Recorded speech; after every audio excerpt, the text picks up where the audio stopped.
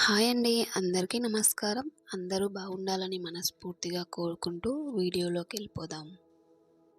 మీరు ఎంత సంపాదించినా నెల చివరి వరకి మీ దగ్గర డబ్బు మిగలట్లేదా? అయితే ఈ వీడియో మీకోసమే. మధ్యతరగతి వాళ్ళు డబ్బు సేవ్ చేయడానికి ఈ 7 సింపుల్ రూల్స్ ఫాలో అవ్వండి. Rule number 1, pay your self first. చాలామంది చేసే పెద్ద తప్పు ఏంటంటే ముందు ఖర్చు చేసి తర్వాత సేవ్ చేద్దాం అనుకుంటారు. కానీ సక్సెస్ అయిన వాళ్ళు ఇలా చేస్తారు. ముందు సేవ్ చేస్తారు, తర్వాత ఖర్చు చేస్తారు. జీతం వచ్చిన వెంటనే కనీసం 10-20% సేవింగ్స్లో పెట్టండి. Rule number 2, 50-30-20 rule. మొదట మీ డబ్బును 3 భాగాలుగా విభజించండి. 50% అవసరమైన ఖర్చులు, 30% మీ పర్సనల్ ఖర్చులు, 20% సేవింగ్స్. ఇలా మీరు సంపాదించే అమౌంట్తో ఈ ఒక్క రూల్ ఫాలో అయితే నెల చివరికి ఖచ్చితంగా డబ్బు మిగులుతుంది. Rule number 3, avoid unnecessary expenses.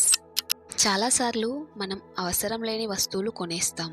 Example, కొత్త ఫోన్, బ్రాండెడ్ డ్రెస్సెస్ లేదా అవసరం లేని షాపింగ్స్ ఇలాంటివి.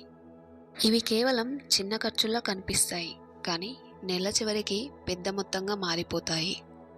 Rule number 4, 24 hours rule. మీకు ఏదైనా వస్తువు కొనాలి అనిపిస్తే వెంటనే కొనొద్దు.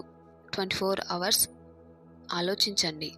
అప్పుడు నిజంగా అది అవసరమా లేదా కేవలం కోరిక మాత్రమేనా అనేది తెలుస్తుంది. Rule number 5, emergency fund. మన జీవితంలో ఎప్పుడు ఏమి జరుగుతుందో తెలీదు. అందుకే కనీసం 3-6 నెలలు ఖర్చు ఎమర్జెన్సీ ఫండ్గా సేవ్ చేయాలి. ఇది మీకు చాలా సేఫ్టీని ఇస్తుంది. Rule number 6, increase savings when income increases. అంటే చాలామంది చేసే పెద్ద తప్పు ఏంటంటే జీతం పెరిగింది అంటే ఖర్చులు కూడా పెంచేస్తారు. కానీ తెలివైన వాళ్ళు ఇలా చేస్తారు. జీతం పెరిగితే సేవింగ్స్ ఎలా పెంచుకోవాలో ఆలోచిస్తారు. Rule number 7, invest your money. డబ్బు కేవలం సేవ్ చేయడం సరిపోదు, ఆ డబ్బు పెరగాలి కూడా. అందుకే కొంచెం కొంచెంగా ఇన్వెస్ట్మెంట్ కూడా ప్రారంభించాలి.